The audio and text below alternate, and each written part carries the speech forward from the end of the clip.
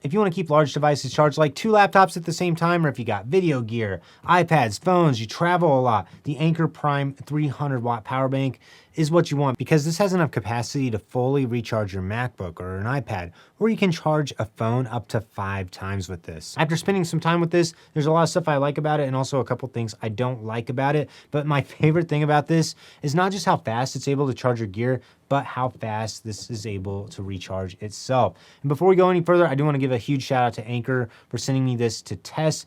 They've got no input in this content. I've been using this for several months now to gather all my thoughts and help you decide if this is the best travel power bank. But first, we got to get this out of the way. This thing is huge. It weighs 1.3 pounds, and you're definitely not sliding this into your jeans pocket. You're going to want a backpack or space in your tech pouch for this, but there is a silver lining to this. Anker designed this to sit right under the 100 watt-hour limit enforced by the TSA, which means despite its massive footprint, it's 100% airline flight approved. This has a 26,000 milliamp hour capacity, which means you can charge your iPhone 17 Pro 4 to 5 times, or this gives you more than enough power to totally recharge an iPad or a MacBook Air. If you're a laptop user, this gives you almost one full recharge on a MacBook Pro. The real reason you buy a power bank like this is for the sheer performance of the ports. It has 2 USB-C ports and 1 USB-A port. The A port supports up to 22.5 watts of power, and the C ports each can handle up to 140 watts of power in or out, which means you can plug in 2 high-end laptops at the same time, and this is going to be able to fast charge both of them without breaking a sweat.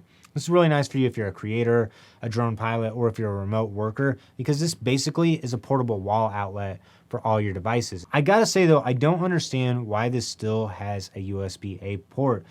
To me, this is just a big letdown because there is so much capacity in this, so much power to be split between all the ports, and you got to carry around a cable that uses a USB-A port if you want to use all 3 at the same time, which just feels like a bit of a legacy bottleneck, tying up valuable real estate on this futuristic piece of tech. Even though the physical port layout on this isn't perfect, it's actually really cool how you control this, because this has a really nice display on the front of it that shows you the current amount of charge left. And if you plug your devices into it, it's going to show you both how much power is going out of it as well as what's going to each of the individual ports. Whenever you go to recharge this, this also shows you the amount of power going in. So right now I've got an iPad Air and a MacBook Air plugged in. We've got 32 watts of power going to the MacBook. We've got 11 going to the iPad, and this will intelligently ramp itself up as the MacBook Air needs more power. And then on this main screen, you can see the total amount of power currently going out and the capacity that you've got left. You can always cycle through the different screens with the button on the side. And this also supports the Anker app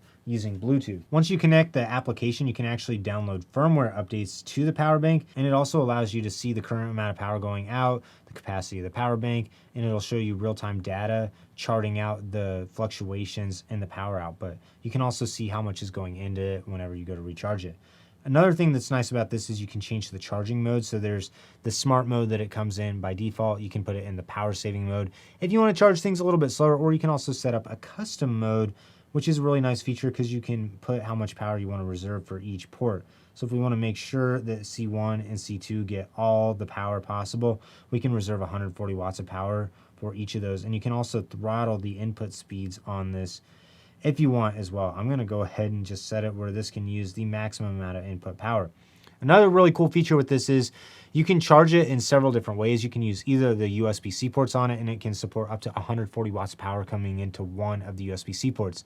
But if you want, you can charge this with 2 chargers at the same time, and this allows it to charge insanely fast with 250 watts of power going into it. Also, if you look at the bottom of this, this has the 2nd generation Anker Pogo connector, which is actually a magnetic charging protocol that you can get Anker's Prime charging base, and it just snaps on and it'll start charging. It'll show you on the screen the amount of power going into it. It even supports power pass-through, so we can see the 150 watts going into the power bank while still charging the 2 devices that are plugged into it, which is a really nice feature to have. Fortunately, the base does top out at the 150 watts, and so if you want to get the fastest possible charging speeds, you are going to have to use 2 chargers plugged into the USB-C ports on this. Another thing about the base that's kind of funny is the base doesn't actually have a display on it, so if you want to see the stats of the base, you do have to use the application to connect to that. And if you do need to charge other devices, it also has USB-C ports on the side and a USB-A port as well. So I've been really impressed with the 300 watt power bank. I've used it to keep my Apple devices recharged. I use it to charge camera gear.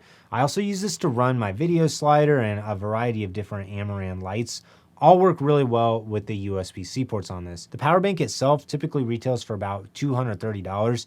And if you want the charging base, it costs $100 by itself. I have found the bundle for $250 for the power bank and the charger though, and I've seen this power bank on sale for as low as $180. If you're looking for something to keep your iPhone or your iPad charged on a flight, this might be a little bit overkill for you with the large capacity that it has, but this is really for you if you're not gonna have the opportunity to recharge it quite as often, or if you do wanna charge it all the time because you're using high capacity devices or devices that demand a lot of power. This is gonna be able to be topped off really quickly, either with the charging base or with the dual ports on it. So if you're a professional using MacBook Pros or other large laptops, a filmmaker, a remote worker traveling with lots of gear, the amount of time this is able to save you keeping all the devices charged and recharging itself is totally worth it. Overall, I really recommend this to you if you want to keep a couple laptops charged. If you have high capacity devices, this is the best choice for you. Just make sure you got space in your bag and that you're prepared to carry the heavy charger around, and be prepared to use a fast charger with it. If you don't have a charger that supports at least 100 watts of power out, then you're really not gonna be taking advantage of all the great features this has. So if you're interested in buying this, I'll have links to buy the power bank, the charging base, and a couple of other alternative chargers in the description below.